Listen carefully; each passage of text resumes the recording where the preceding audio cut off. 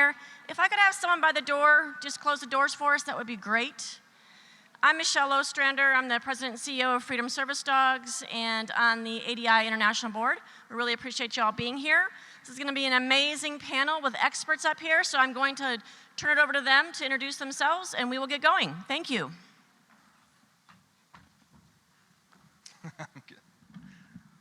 Good morning, everyone. My name is Matthias Lenz. I'm the manager of the puppy raising program for BC and Alberta guide dogs in Canada.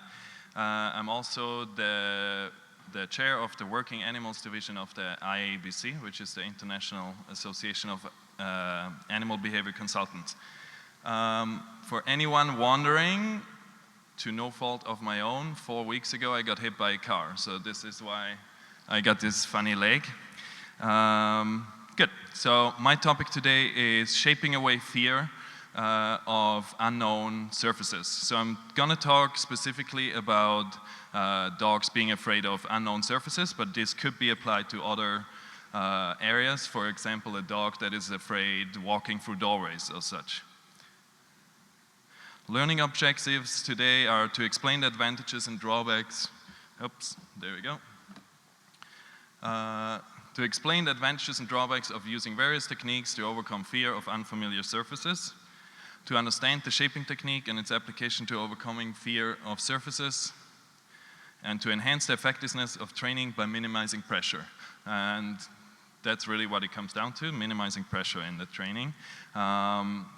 So overcoming fear, it's not uncommon for puppies to show mild fear of unfamiliar surfaces, such as grates, shiny floors, and similar things. And I want to say that if a dog shows an issue once, I'm not going to worry too much about it. I'm talking about when a dog is showing a trend of having issues with such things. It is vital to help them overcome this fear, to ensure safe, correct decision making. So what I mean by this is when we talk about guide dogs, for example, if a dog has a preference and might avoid a certain surface, he might push the handler into traffic or into oncoming people, so that could create a problem.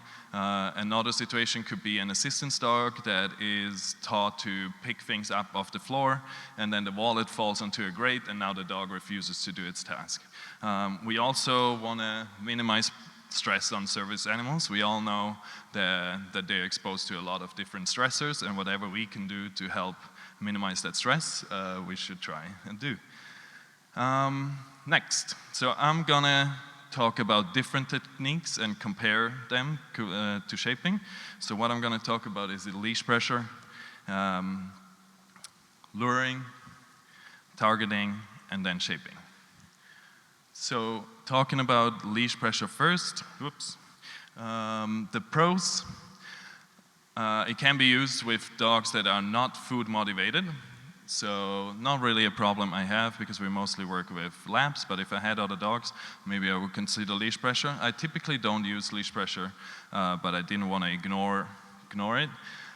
It could be quick and effective if flooding is used. For those of you that don't know what flooding is, it would be just dragging a dog onto the surface. The dog panics initially, but eventually realizes there's nothing to fear.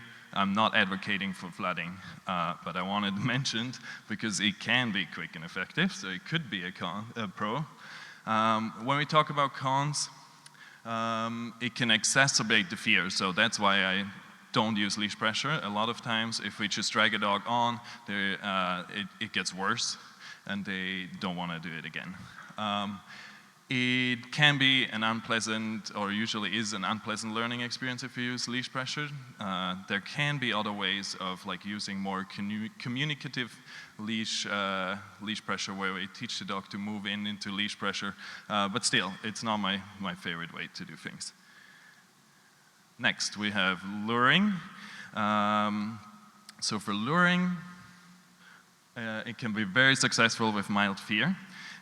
Especially if shaping principles are being used. So what I mean by that is that you want to break it into small achievable steps. Then it leaves little room for confusion. It's very clear to handler and dog that what we're doing, we're following the food. And then it's very easy for puppy raisers to replicate. In terms of negative things, it can put a lot of pressure on the dogs, making the dog reluctant to participate, especially if the handler is not that skilled. A lot of times I have puppy raisers and they just like go right away and they expect the dog to step all 4 feet onto the grate, and then the dog is like, I know what you're doing, and they don't want to participate anymore. Then it can negatively impact the dog-handler relationship because of that. The dog is like, oh, you're the person that tries to make me go onto the surface, and therefore they don't want to participate. The other thing with using food is that it can cloud a dog's awareness. So if we have a really motivated, food-motivated dog, and they're really into the food, sometimes what can happen is that they are so absorbed by the smell of the food that they have no idea that they're stepping onto the grate. And then once the food is eaten, they realize they're stepping on they're on the grate. They panic, rush off, and then at the next trial, they don't want to do it again. Okay. So targeting, we have, this removes the issue of food overpowering other senses. So what I mean by targeting, we have a hand target called touch. So we teach the dogs to touch their nose to our hands, and this can remove that issue of the food overpowering. It's relatively easy. In terms of cons, it can make the dog feel pressure, just like luring. They clue in again what we're trying to do. And the effectiveness highly depends on reinforcement history. So if I have a puppy raiser that has not been doing their homework and they haven't been working on targeting, I can't use that target. Versus with luring, I can always motivate a dog with food. Next, I'll show you a quick video. So this dog is not terrified of those stairs, but rather would not go up because they're open and graded. And the puppy raiser applies pressure in 2 ways. She steps up first, so there's some social pressure there, and then she puts some leash pressure on as well. Oh.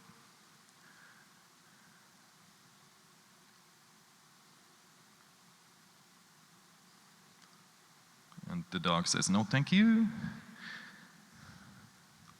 And this dog, or this puppy raiser did her homework, so the dog is well used to a hand target.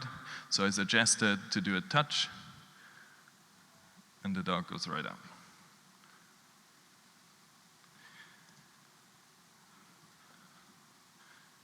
Okay.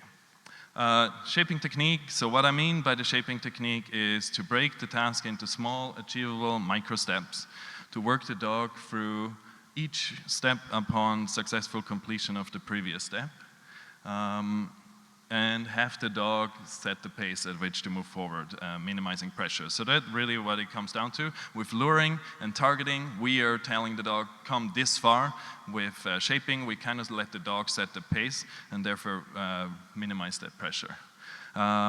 So there's free shaping, where we just let the dog figure it out all by themselves, and assisted shaping. I'm not advocating for free shaping. I do help the dogs out if I think it's helpful, but I just try and minimize helping out as much as possible and trick the dog into thinking it's their own idea. Okay, where to start? So what we do with our puppy raisers, we practice with a surface that the dog is not afraid of, so that they get the experience with shaping with something that is not scary. We demonstrate it in puppy class and help the puppy raisers with their dogs. So we bring towels to the puppy class and we work on, I'll demonstrate it and then help them work their dogs through. After that class, we send a video of a shaping session to the puppy raisers and have them practice on their bed at home. And then we might practice shaping during meetups, one-on-one meetups. And my goal here is to give both the dog and puppy raiser a good idea of what shaping looks like, but I'm not gonna try and make them shaping experts. Okay, so here a quick video of, this is the video that we send to the puppy raisers after that session, and this is pretty much free shaping, so we're not helping the dog out a lot, but it's good for the puppy raisers to see that the dog can do this, work through it all by themselves, and just get rewarded for stepping on.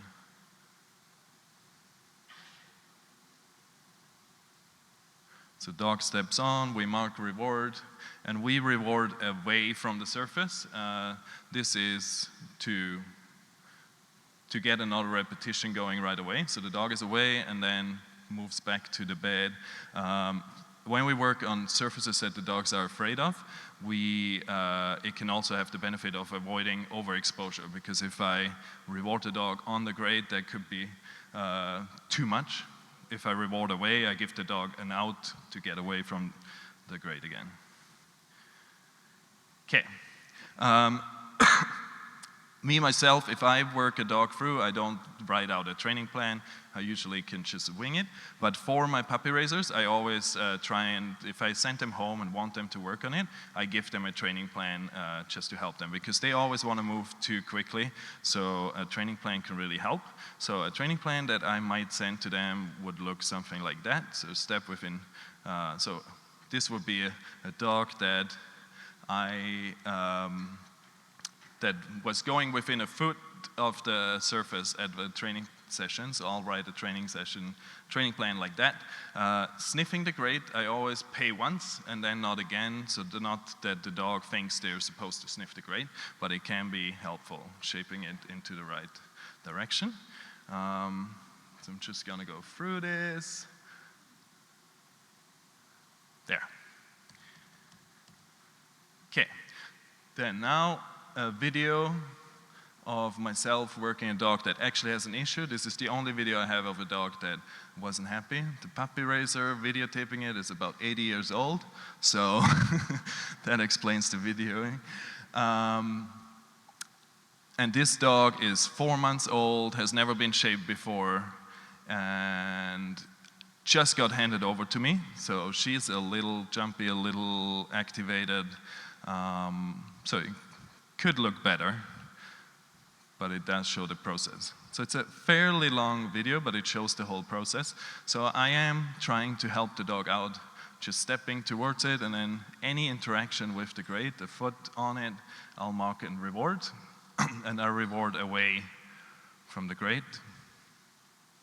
And because the dog didn't do well, I did hand targets a couple times to reset. So she was just a little bit too jumpy, not quite with me.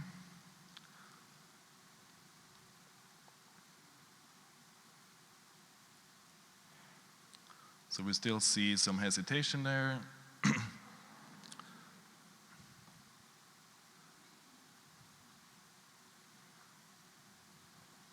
Still very jumpy. And then I just, as you can see, with my body I try and help out a tiny bit, but because it's too much, I just go back one step. And then soon we'll see some progress here, I promise.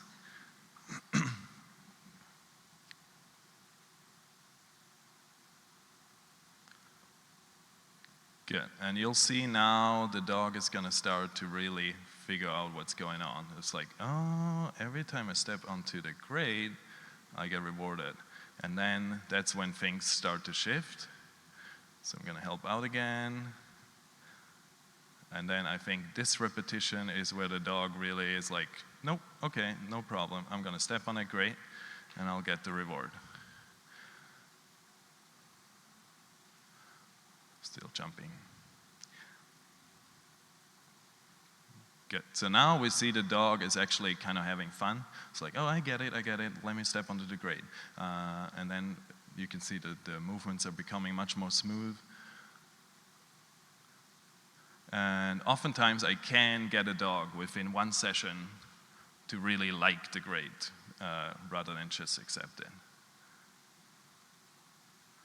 There. One more time and then we'll move on. Good. Okay. Hello? Oh, laser pointer. There we go. Okay. Additional tips, give the dog time to think. So oftentimes people don't give the dogs enough time to think. So you want to wait for them to make the decision themselves. I probably could give this dog a little more time to think. Let the dog retreat. So I always let the dogs retreat because it actually makes them more willing to participate if they know they have an out and they can leave if they want to. And then be ready to back up again. If it doesn't go well, take 3 steps back, work your way back up to it. Avoid overpressuring the dog, I've talked about that before, and use very subtle body movements or simple shift of body weight to elicit behavior. When stakes are high, do it yourself. So whenever I have a puppy raiser that might not be that skilled, or if I'm really worried about the dog, I will do it myself rather than having the puppy raiser do it. But depending on the puppy raiser skills, I'll send them home with homework or let them do it. But usually I get it jump started myself and then hand the leash over to the puppy raiser. Why shaping? It ensures that training moves at the dog's pace.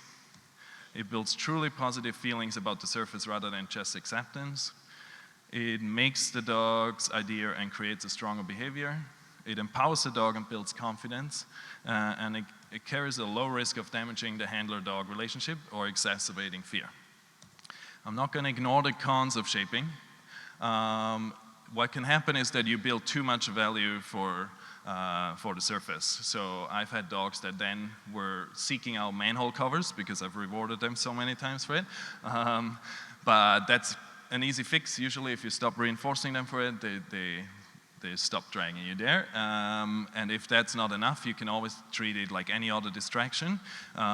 But it's a better problem to have a dog that wants to go there rather than a dog that is fearful. The other, probably bigger con is that it does require more handler skills than other techniques, and it is not as easy for the puppy raisers to do. If you have any questions, you can come to me later. Also, I did write an article about this that is published in the IABC journal. Yeah, that would be it. Thank you.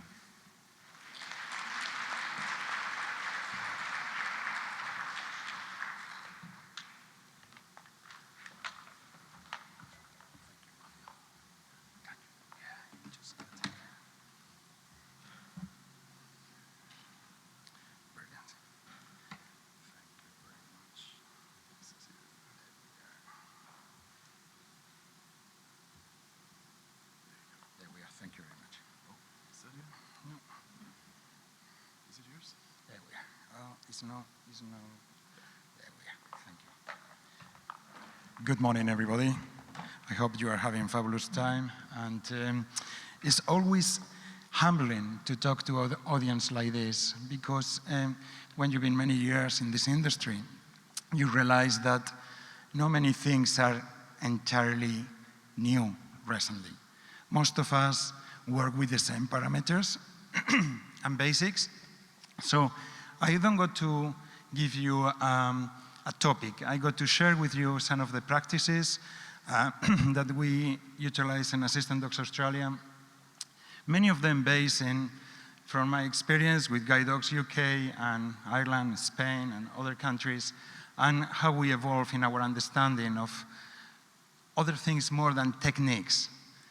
It's more about puppy education as we decide to define and not puppy racing, because a puppy race is a term and it's logical, but we want to focus more in education and emotional engagement and cognitive engagement from the puppy.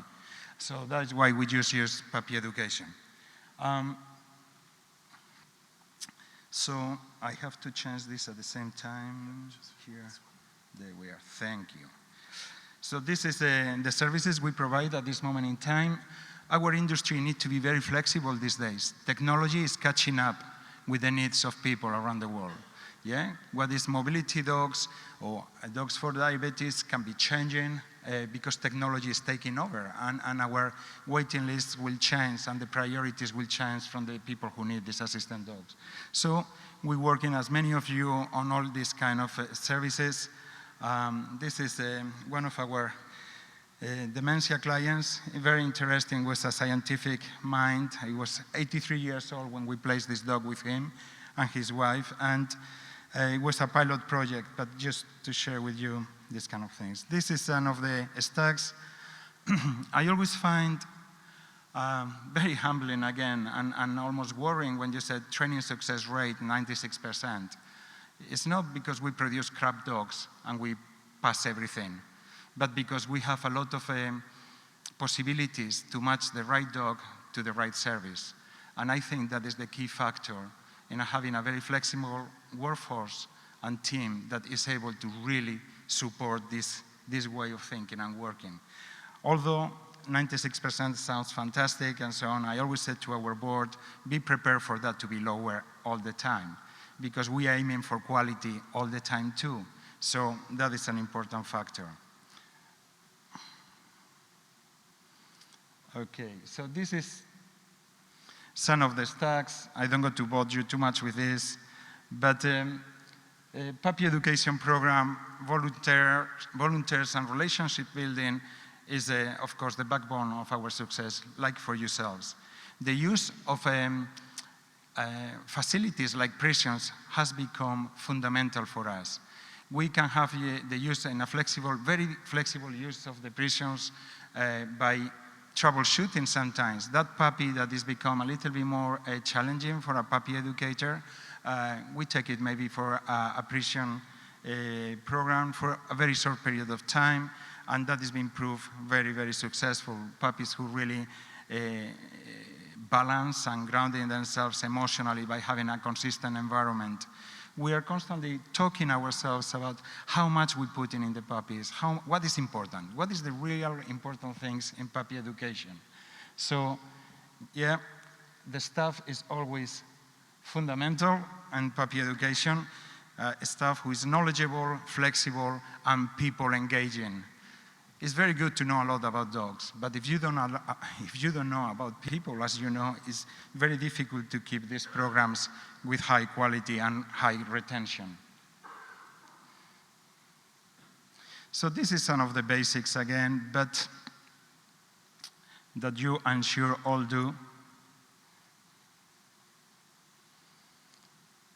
The ratio we are having at the moment for puppy supervisors are 1 working day, 5 families. And we, as most of you, work with a radius of 1.5 hours maximum driving from the centers. Australia is a big country, and we have 4 different schemes in the country in different cities, Brisbane, Melbourne, and Sydney. So basically, a puppy supervisor will have a maximum of 25 families to look after and 25 puppies. One of the difficulties we are facing are retention, more than retention, having puppy volunteers, because Sydney, for example, is a very expensive city, and everybody has to work to pay the mortgage, and it's really increasingly difficult even to get 50 puppy educators. So we have to diversify it as much as possible for the reason. How can I put this one in here? No, I just want to put the video. Just click here.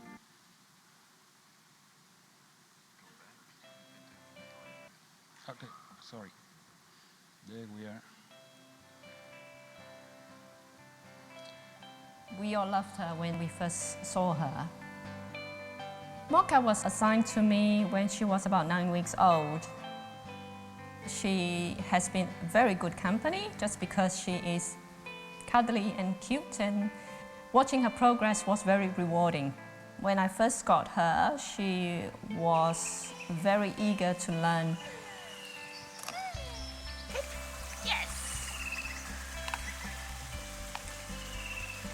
We go for puppy classes every 2 weeks. We learn from professional trainers to teach us how to train the puppies. Yeah. The toy swapping. Yes, beautiful, Jen. Very good. There is no prerequisite. You don't have to be a dog trainer. As long as you are willing to care and willing to learn, you are good to go. We have the puppies between 12 to 14 months, and then they will go for advanced training for 6 to 8 months. We teach the puppies some basic obedience skills, such as to sit, to be in down position, to stand, to wait, and also impulse control, which will help set them up for advanced training. There is a certain level of responsibility involved, but it's never done with an assistance dog puppy. just because there are many things that we teach them, and especially when we see them understanding what you want from them and be competent in that skill is very rewarding. I'm Chris, I'm Mocca's trainer. Puppy Educator's main role is to expose the dogs and socialise the dogs to the world. Good sitting, waiting, recalls, all those basic skills that transfer over into real world skills later on in life, such as tip. So, Mocca, tip. So tip to the hand, that can be transferred later on to closing cupboards or closing fridges, closing drawers. They can play tug with the dog, which translates to opening drawers, doors. People may lose their keys or their phone, their wallet. So we're teaching her to go and find them and be able to pick them up, bring them back to their clients. We can also do it with the washing machine. Good girl. So we teach the dogs to bark when their owner falls out of a chair. It's a good way to alert the neighbours that there has been an accident, and then they can go and get help. Well, nothing new there for many of you, so just cut it short because we don't have that much time. But that's a video we use for try to engage population and more people with our programs. And this has been our administration regarding how we keep records, how much is important in puppy education. Sometimes we question ourselves if we're doing too much or what is really important, what is relevant. I leave that question open to your own programs, but we are under constant assessment of what we are doing and what is really worth doing. Sometimes could be overwhelming to puppy educators. We try to minimize paperwork. And also, the question is simple. Are we creating a lot of records that nobody's going to read? So let's go to be practical about these things, yeah? I can share these records with you. This is what we follow with every single visit to puppy educators. Of course, it's all based in positive training. Challenges in positive training are like for most of people is overabuse these days of food. Shaping and education has to be always balanced with emotionality and cognitive engagement. It's no point a dog who is doing fantastic skills like a robot because it's food in front of them. But of course, food is a great tool to use if it's used properly, like every other single tool that is in a positive, directed way. So this is just, photographs like you all have around your places. Our social media community is very important. Puppy educators are constantly posting in our closed groups fantastic photographs, fantastic information that can be always shared with fundraising and supporting your program for fundraising too. And that is something we try to capitalize more and more rather than have to look for professional photographs. We have a great source of information from our own puppy educators. And so social media is a capital to all the development we are doing, and technology is going to be important constantly too. This is the kind. Now, as you can see, this is how difficult it is for us to acquire new puppy educators. And this is the process. So 13% from initial inquiries are only potentially suitable, yeah? So we have to ask ourselves, what is the skills we are looking for? And we try to reduce thinking too high, but thinking more logically, and how a family can engage in making a puppy sound and comfortable. Is this similar to most of you? Do you have difficulties in acquiring puppy educators? As our industry is growing, also is growing the competition for volunteers. when you have a city like Adelaide in the South Australia with one hearing dog service, 2 guide dog schools, and others, it's very difficult to share that population for puppy education. So we need to be very imaginative and consider the use of other facilities like some of you doing with prisons in a very imaginative way. Breeding program is fundamental. We just started 3 years ago. We're sharing with everybody else, or everybody who is willing to share genetic material and exchange of puppies. As Richard said, we are the chocolatiers of assistant dog world because we have a lot of high quality chocolate dogs, and I'm very proud of that because many people dislike them.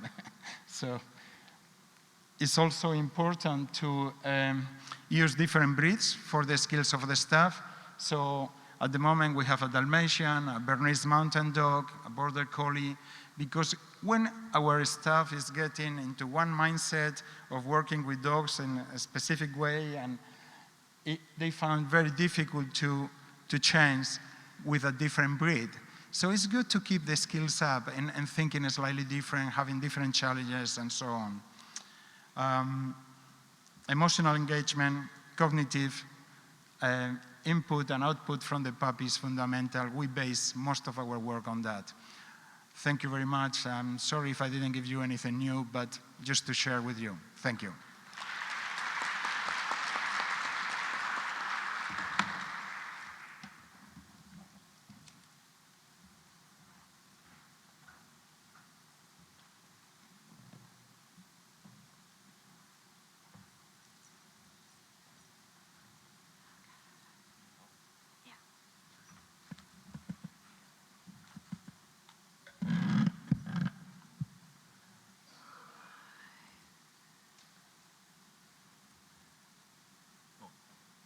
Are we good? That's it.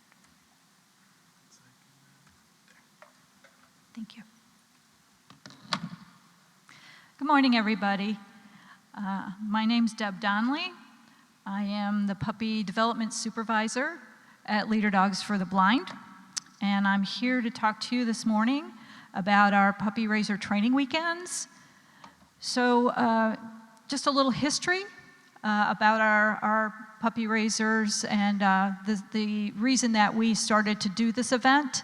In 2012, Leader Dogs for the Blind introduced INFR training standards for our puppy raisers. Prior to that, we had a manual like a lot of people do, and we had some things we wanted raisers to do, but now we were really defining 19 different skill sets. These include obedience, greetings, a handler's exam, distractions, loose leash walking, traffic, and stairs.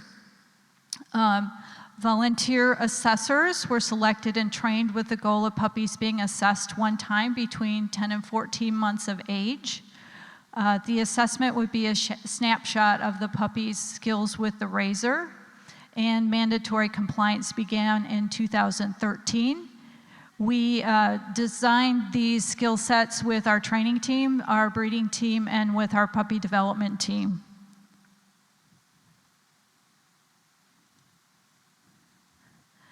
So how do we support puppy raisers with this new requirement?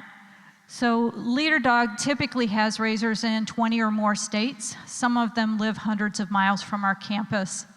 We were actually having bi-weekly 1-hour obedience classes at the Leader Dog campus for local raisers, and they were being discontinued, and puppy raisers were quite upset about it. This would be your typical group class where you would have someone stand in the middle and kind of call commands to the puppy raisers.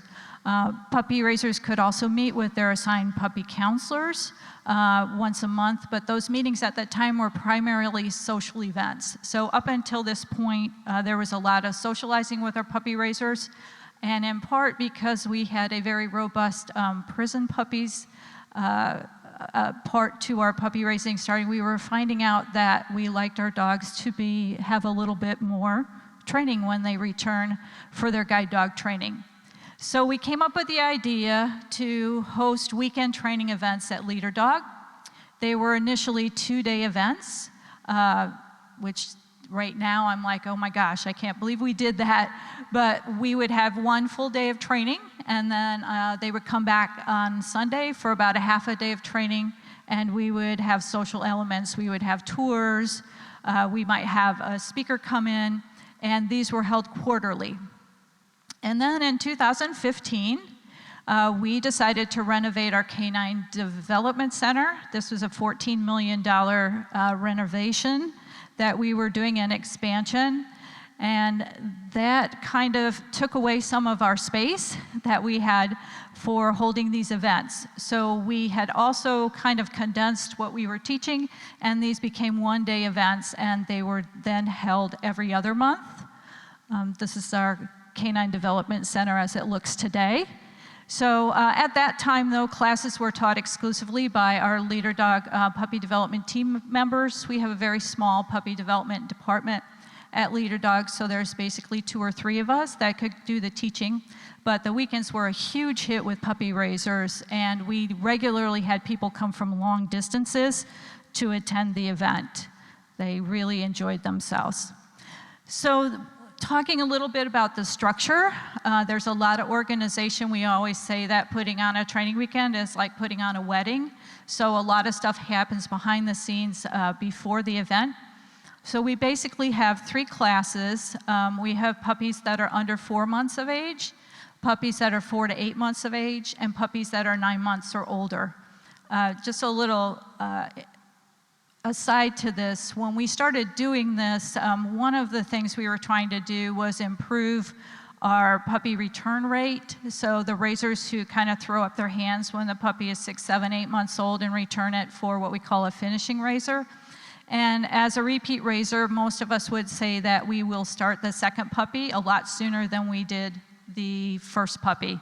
And so when we first did our first training weekend, the under 4 months class had 2 people sign up for it. And that was because everyone thought you didn't start training dogs till they were about 6 months old. And now that class is regularly over full. Now it's one of our bigger classes, which is a huge success for us. And our dogs return for training halfway. The ones that we call finishing dogs, we've greatly reduced that instance with our puppy raisers. So the curriculums that we teach are slightly different for each age group, but the core teaching methods are consistent. We have puppy raisers RSVP through SurveyMonkey because the class sizes are limited by the size of the room. Dates for the training are published at least a year in advance. And the largest group is almost always the 4 to 8 months, which has its own day. So ample space is available. So you can see we do a lot of platform training. So this would be just an example of some nice group work that we're doing. So initially we held these classes at various spots on the campus. We're very fortunate in 2018 we received a grant which allowed us to remodel our Canine Development Center basement, which now allows us to hold all our classes down there as well as serve lunch. And the puppy raisers love it because they have their own dedicated space. So we're just very fortunate to have a beautiful space to hold these classes. So initially, when you think about just having a small department, how do you pull this off? Our puppy raisers preferred participating in sessions taught by leader dog team members. So if I was teaching a class and we broke it up into 3 groups, as we were teaching these skill sets, I could see people peel off from my assistants and come to my group because they thought what I had to say was better. But as time went on, we've created a very solid volunteer team of 25 assistants. Many of them are longtime puppy raisers or puppy counselors. I'm very proud to say that 8 of them on their own have pursued training certification. They're Karen Pryor Academy certified training partners. This is not an inexpensive course to take. None of them had plans to be professional dog trainers. They do this so that they can help leader dog do better training with their puppy raisers. So on any given training weekend, I need 16 assistants for our small group. So we basically will teach a skill as a large group, demonstrate it, and then break into small groups for practice. So we get a little more one-on-one, and I prefer that to be a 4 student to 1 assistant ratio whenever I can make that happen. We also have volunteers that help with registration and lunch. And because our volunteers are caring and talented, our puppy raisers have totally accepted them as equal to leader dog team members. They're having a little fun with some of our stuffed toys there, and they just are awesome group of people that help. So we have tweaked the schedule a few times, and one of the things that we found that really works well is when we schedule our start times, we have first-time raisers come in earlier than experienced raisers. Our first-time raisers need more help and support, and this allows us to get them in the door, get them settled, get their puppies settled, and give them some extra help. We do assign each raiser to a color group, so on their name tag, they're gonna have a dot. And if they're in the red group, they're gonna sit where all the red group puppy raisers are sitting. We were a little concerned that assigned seating would upset our puppy raisers. It's been no complaints whatsoever. It's worked really well. And then my assistants are also assigned to a particular color group, so they know exactly where they need to support, because their job is to support the puppy raiser from the instance they hit the door until we're done with the day. We start each session with a version of Dr. Karen Overall's relaxation protocol. If you're not familiar with that, that is about 25 different skill sets. They're pretty simple. It would start with like sit for 3 seconds, but instead of standing and talking, we want to get training right away. And this kind of gets the raisers and the puppies into the game. About halfway through the protocol, we generally see the energy in the room drop, and everybody seems to be a lot happier. Then we go right into an I Spy game, which is a Terry Ryan game, and I Spy helps us with clean reward delivery and also with the puppies just getting used to being touched. We've just done a lot of food from the hand. Now we're gonna do an exercise where the hand coming towards the dog doesn't mean it's always gonna have food. So the I Spy game's pretty simple. I might say, with your treat hand, I spy my puppy's head. They touch the top of the puppy's head with their treat hand, so they can't have food in the hand and kind of mess up the clean reward delivery. And then they're going to use the marker word, and then they're going to reach down and give the puppy a treat. So by starting our sessions that way, we get everybody kind of in a training mode, so then when we have to talk to them, the puppies are more settled, and we can do a little bit better job of teaching. Other skills we work on are meet and greets, handler's exam. We do a lot of platform work, so we're going to introduce that, distraction training and loose leash walking. And then during lunch, the raisers can socialize and visit our gift shop. You can also see that we have a movable wall in the photo on the left.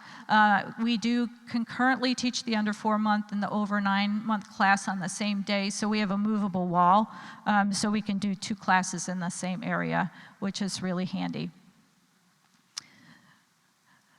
Then to wrap things up, because we've been doing a lot of teaching, each group in the afternoon, we'll move through what we call a series of pause point stations, and this allows the raisers and puppies to experience different areas of our campus.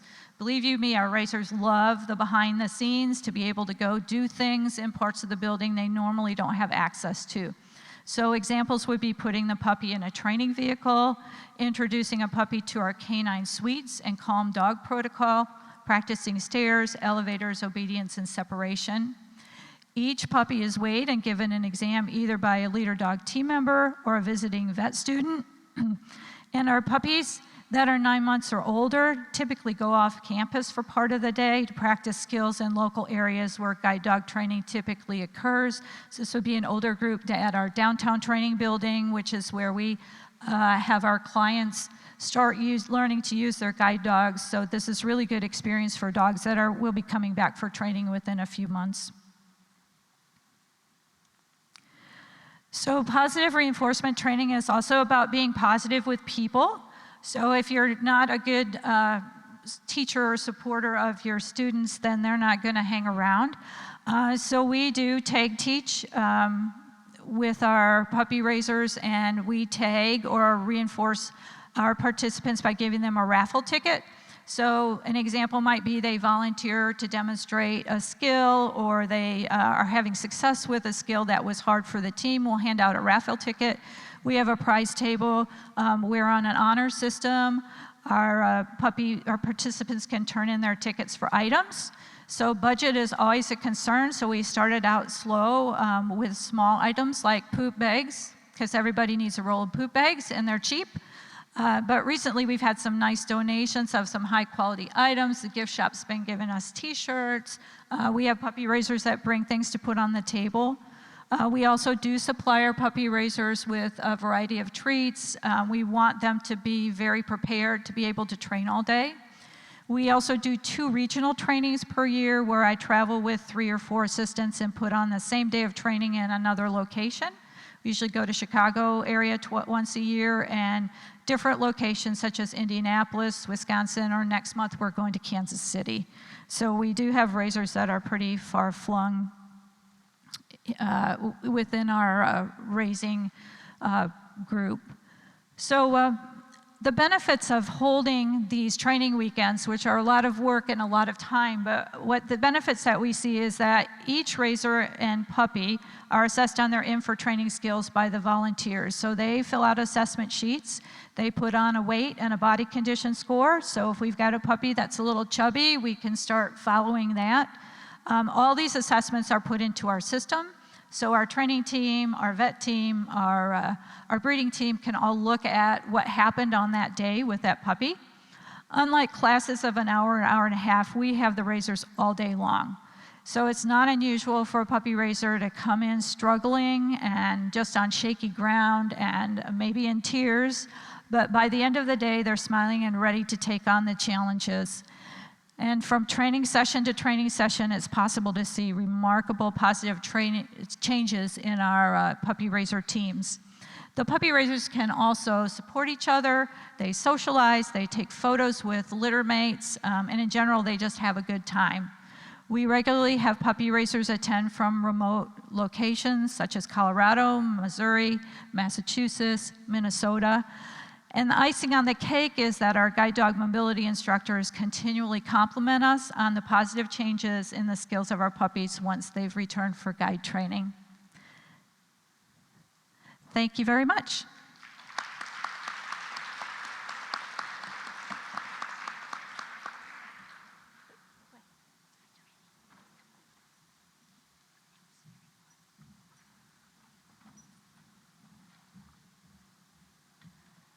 So we do have plenty of time for questions, and there's one microphone, and we are recording this. Oh, there's 2.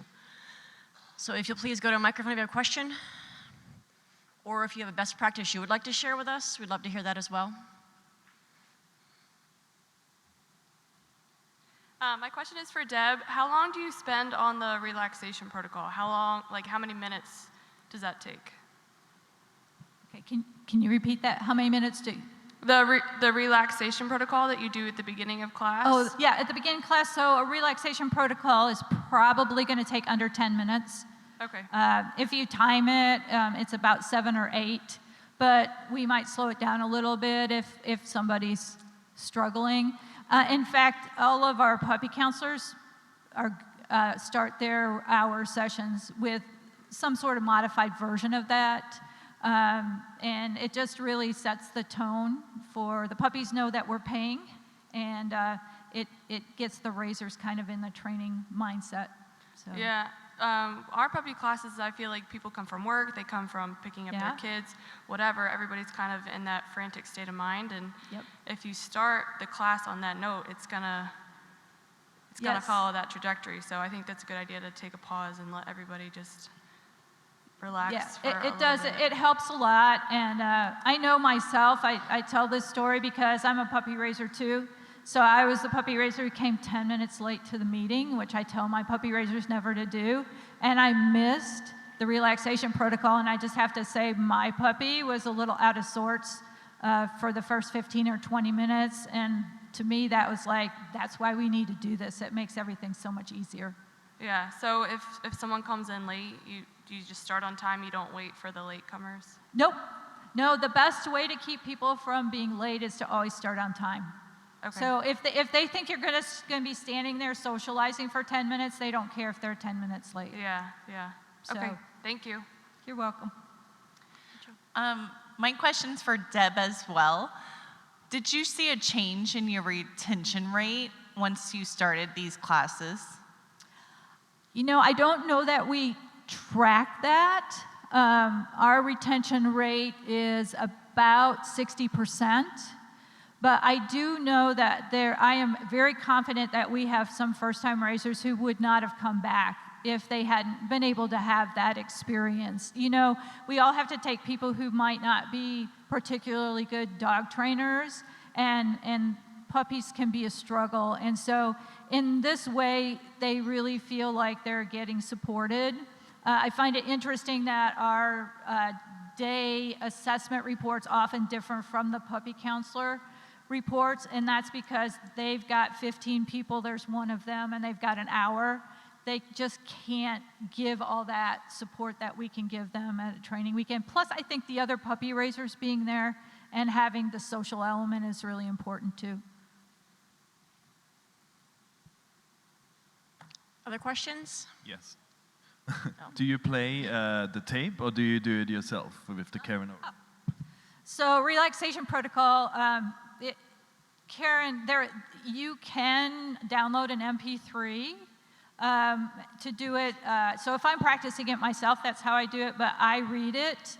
At the training weekends, I do read it off. And by the way, we've tweaked that a bunch of different ways. Our raisers love to make theme relaxation protocols. So we might have one. We have one that I use all the time that incorporates praise and petting. So the modifier, or the Dr. Karen overalls is you give a food reward after each piece, but because we also want to encourage our raisers to use praise and petting, we also will use some of that. We have ones that are particularly geared toward, for instance, a stay or a certain position like a stand or a down. They're really easy to do things like that, and our puppy raisers love to do that. Good morning. My question is about the shaping technique. So our dogs, our older dogs come out of, we have a prison program, and when our pups come out of prison, they're anywhere from 14 to 20 months. And very often they're afraid of going over grates and those types of things because they've been in prison for X amount of months. So would you recommend going through that shaping technique? I noticed you had a puppy. Would the shaping technique work exactly the same with our older dogs? Yes. Yeah. Is there anything we would need to do differently, only because they are older and already have some, you know? No, I ran some classes for our guide dog instructor apprentices, and we had dogs in training that were 14 months old. Okay. And I set up, excuse me, I set up a little thing with grates and stuff, and there was one dog that had issues, and we worked them through it that way. Okay, and I noticed in your video, so you use the grates, you're in obviously a room, so, and does that transfer? I mean, I know with a lot of things we do it transfers, but we find that our dogs have an issue with grates, just walking over them. So once you do it in the room, does that transfer out? Or you have to do that shaping technique again when you go out to an actual grate? I think it depends on the dogs. I think some dogs generalize it more quickly than others. So some of them, you do it on one thing and then they're like, oh, we're doing the same. But yeah, sometimes you have to repeat it for sure with different things. But also, if I have a dog that shows this in so many different places, then I would maybe question the suitability for the job. Okay. So. Gotcha. I have one more question for Deb. So our training sessions are at different places, maybe one time a mall and then the next time somewhere else. So I'm wondering, one of the issues we're finding very often with our dogs is when we first get together, because some of the dogs are siblings, they're like, oh my God, there's my brother, and they're so excited. And we go between letting them just say hello really quickly and then go, okay, now leave it, and that seems to work, but sometimes we don't let them say hello because we need to get started. I'm wondering if there's one technique that's better than another. We don't encourage the dogs to meet one another. I know that that's an issue with a lot of puppies and puppy raisers. And I do believe, because the expectation is that we're going to come into here and we're going to start training with that relaxation protocol, it's like there's a little switch that goes off and like, oh, I'm working now. and it just has made the rest of the class just go so much smoother. And you know, some of our counselors will just make one up as they stand there looking at that group. You've got maybe a 3-month-old puppy and you've got a 10-month-old puppy, and you have to modify the instructions that you're giving them a little bit to build up on that skill. But I would suggest trying it.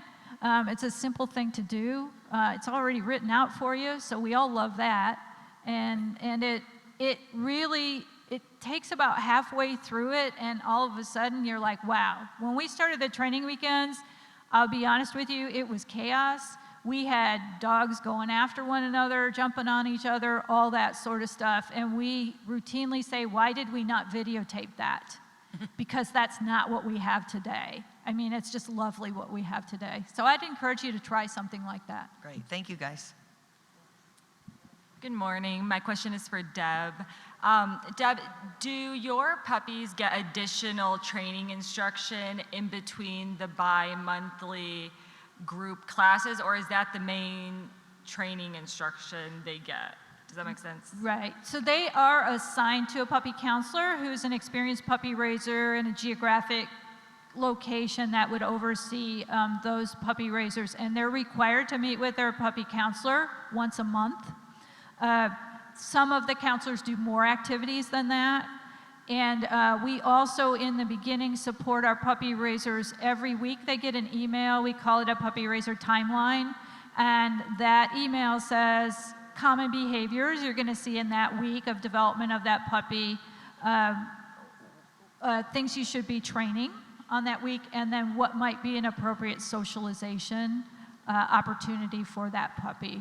So they do get training outside of the training weekends, and they are required. If they only came every 2 months, that's a long gap for especially for the young puppies. Okay, thank you. Connie said, one of the things I didn't mention is that we try to involve puppy education as much as possible with community engagement. And by saying that, what I mean is we're inviting our clients and our donors to puppy classes as well. So that creates a very good atmosphere, a quite relaxed atmosphere. It's very targeted, it's very like everybody else, but also allows plenty of playfulness and natural behaviors to occur.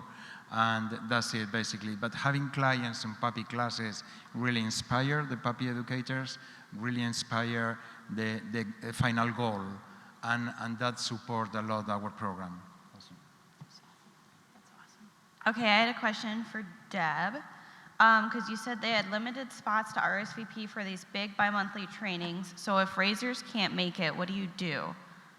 Well, they're not required of our puppy raisers. So, and most of the time we don't sell out. We've figured out some ways we can accommodate the ebbs and flows. I think because they know they're happening every 2 months. And if they're traveling from a far distance, we always let them in. But if they don't attend, they still have their monthly requirement that they need to meet with their puppy counselor. If they're a person who lives in a state, we have one raiser in Colorado, that counselor is going to communicate. She's actually great at doing FaceTime or Skype training sessions, which is really amazing. So they do have to, there are other ways that they can get training. Okay, so you have once a month meetings with their puppy counselors. Are these one-on-ones, or are they big group meetings like the puppy counselor with all their mentees under them get together? Like, what is that? So it is the puppy counselor with their group meeting, and their group might be small. There might be 3 puppy raisers in northern Wisconsin, but the local groups are generally quite large, the like 20 to 25.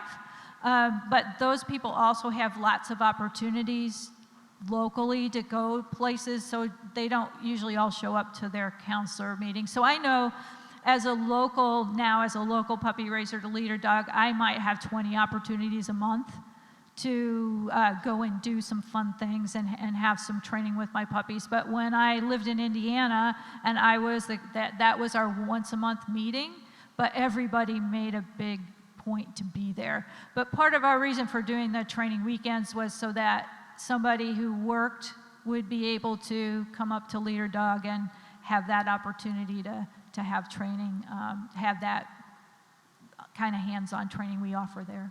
Right. So do your raisers get your puppy at 8 weeks and have them for a year, or are your puppies in prison first? No, our outside raisers typically pick them up at 7 weeks, and they are returned for training between 12 and 15 months. That would be the same for our inmate raisers as well. So yeah. Okay, and you were saying about the emails that you send out to your puppy raisers with training suggestions. You write your own curriculum? Do you have your own, like, training exercises, your own articles, your own training videos that you're sending them? So we have, the timeline is kind of made like a funnel. So on that first week, you've got a lot of stuff to work on. And if you keep working on them, by the time you get to your puppy being 16 weeks old, you should have accomplished a lot of this stuff out here, and you're basically working on the bottom of the funnel. So it kind of keeps them on track. Our manual's like 160 pages long, and it can be pretty overwhelming for a first-time raiser. So that kind of says, this is what you need to focus on this week. We also are, we've made a dedicated decision this year to add a video a week to our Puppy Raiser YouTube channel. So we are trying to support our training meets with really short videos. Lots of times people say, we want you to videotape the day-long training session. Nobody's gonna sit for 8 hours and watch video, just saying.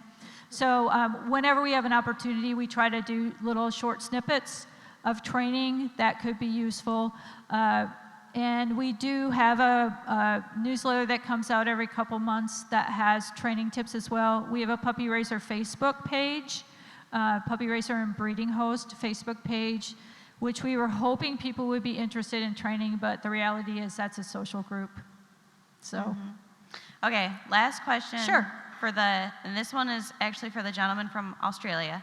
So you were saying that 13% of the volunteers who apply to raise a puppy actually get one. You have your own breeding program, so what happens when you don't have enough raisers for your puppies? Do you loosen up on your requirements?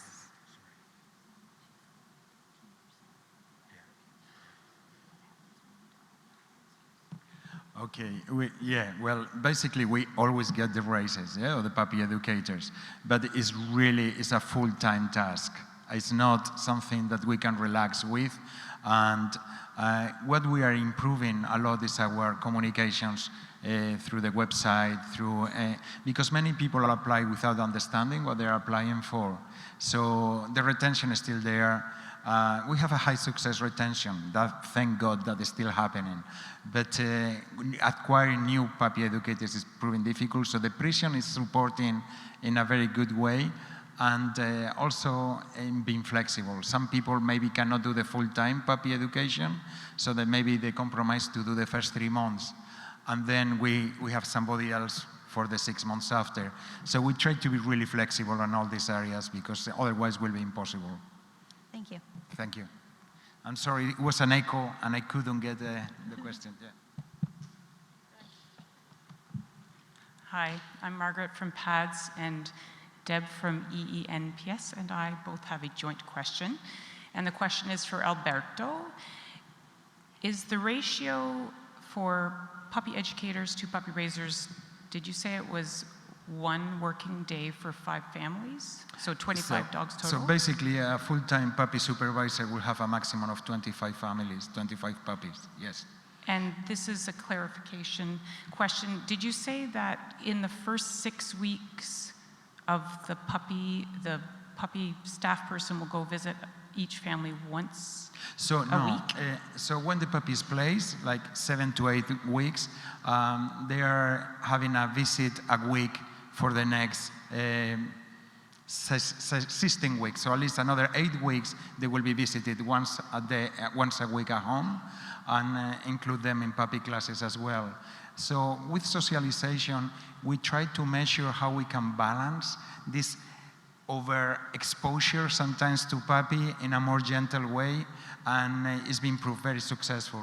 After the 16 weeks, it's two sessions per month average per client.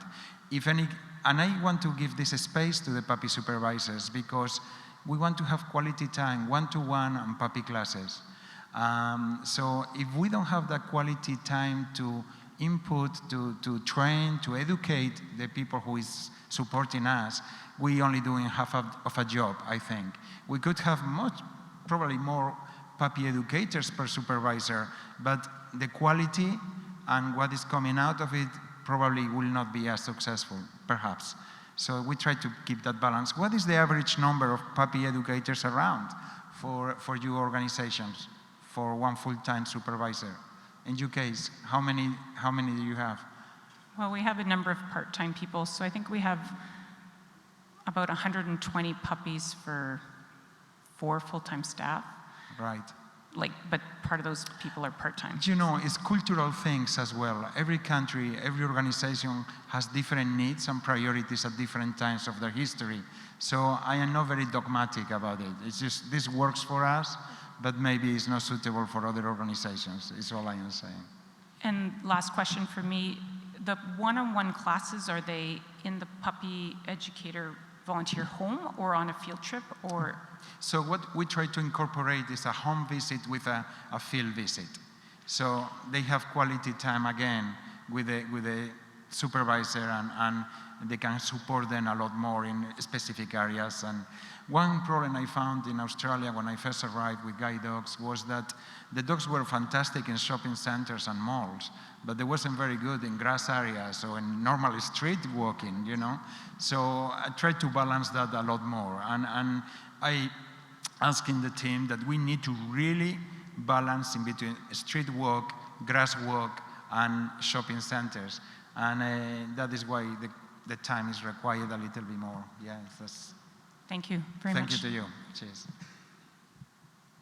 I have a question for those of you that run kind of the training classes. So something that we struggle with is just kind of knowing how to group the puppies. I know you had talked about color coding and things like that, but we all know you can have a 10-month-old puppy really attentive, and then one that, you know, we're still working on all the leave-its and things like that. In our program, we have puppies at different stages, different levels.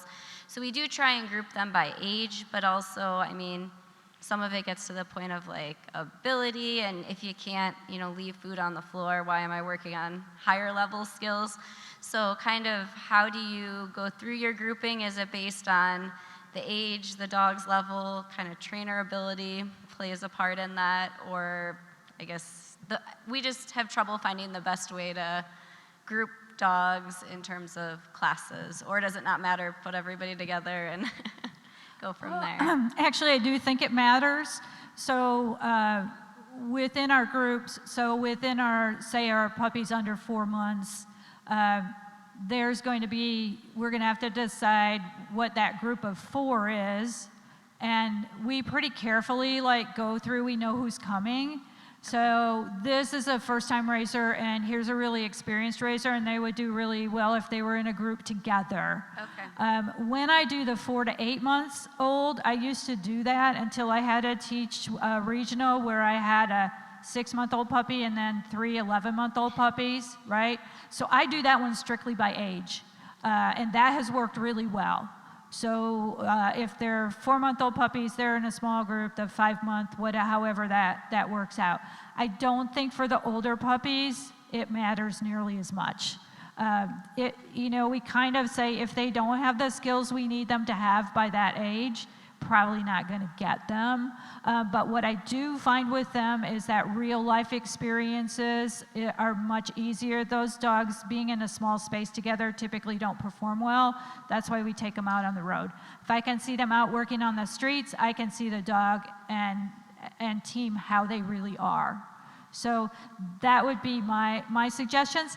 And sit down and brainstorm. I sit down and brainstorm with my team, with my assistants, and that's where we've come up with some of these ideas where we're like, let's tweak this and just try it. And if it doesn't work, so are you look then at something starting, else. You said at what age you're starting more the real world? That's at 8 months? 9 months, yeah, the 9 months and older, real world just seems to work better for them. And the raisers love it. They love it, so. All right, thank you. So, go ahead. I just recently implemented a test for my puppy raisers. So we have a 10-week foundation classes, so everybody goes through that. But then I was a little frustrated with my puppy raisers not doing their homework. So to motivate them, I started implementing a test, and I told them that they'll be grouped according to skills. My coworkers were a little afraid to do that, but it worked out really well. I made sure to like make them feel good about it, and I didn't put too much pressure on, and I was like, this is to help you so that you're in a group where everybody works on the same things, and it's been amazing in terms of like, in the classes, I could then tell people, it's like, at the test, you will have to do this and that, so then it motivated them to really go home and work on this. So like the obedience has improved significantly, and then now I have the groups, and I have the bad dogs all in one class, which sounds horrible, but I just take it down with them, and we just do very simple things, and they actually advance faster, and then the dogs with more skills, those we can just push and do other things. So it's been just once, I've just done it once, but it's been working out really well. And I had positive feedback even from the people that were in the group that didn't do well. So they were appreciative because they didn't feel like they were behind all the time. Thank you. So we do want your feedback. So you see our QR code, the website. Please, before you leave the room, if you'll evaluate the session, it's really helpful for us to plan in the future. And please give a big round of applause for our panelists. Thank you all very much.